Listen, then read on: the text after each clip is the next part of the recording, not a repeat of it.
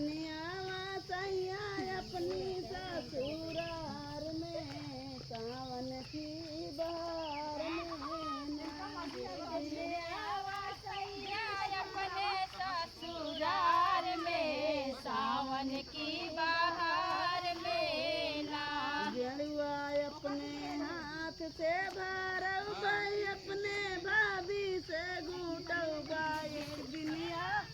झूला डाल दे भाई नींबू और अनार में सावन की बहार में ना गेरुआ अपने हाथ से भरऊ भाई अपने भाभी से घूटऊ भाई झुलुआ डाल दे भाई नींबू और अनार में सावन की बहार में ना एक दिया सैया अपने ससुराल में सावन की बहार में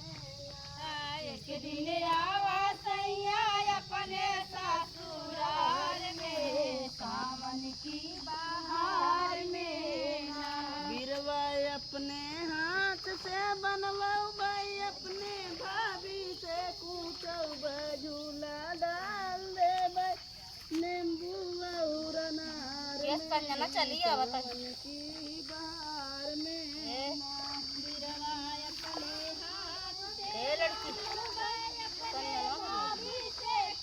झूला डाल ले भाई नींबू और अनार में सावन की बहार में ना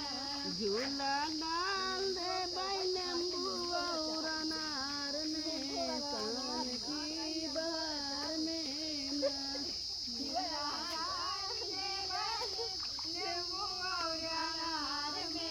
सावन की बहार में ना एक दिन आवा सैया अपनी ससुराल में सावन की बहार में ना